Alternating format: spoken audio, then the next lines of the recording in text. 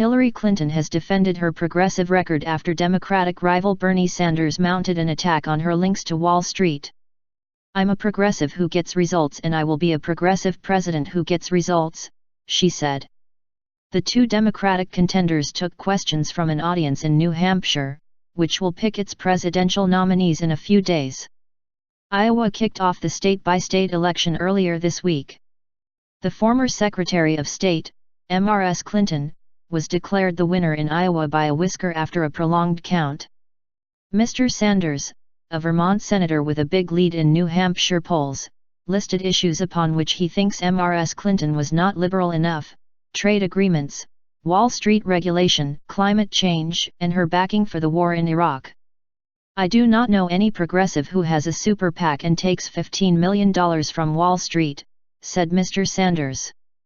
Mrs. Clinton, who followed him onto the stage in Manchester, said she was not bothered by his accusation, but it was not helpful because they shared the same aspirations.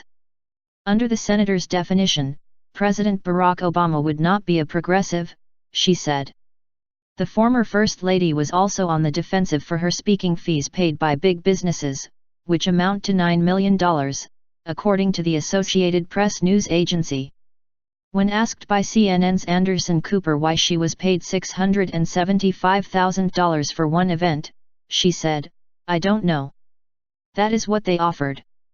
Earlier on Wednesday, in response to the same accusation about not being a progressive, Mrs. Clinton listed her accomplishments in helping minorities and the disadvantaged.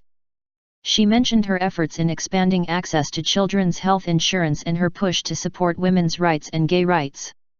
The tensions between the two come as they prepare to debate each other on stage together on Thursday night, 5 days before the New Hampshire primary vote. Both Republican and Democratic parties will formally name their presidential candidates at conventions in July. Americans will finally go to the polls to choose the new occupant of the White House in November.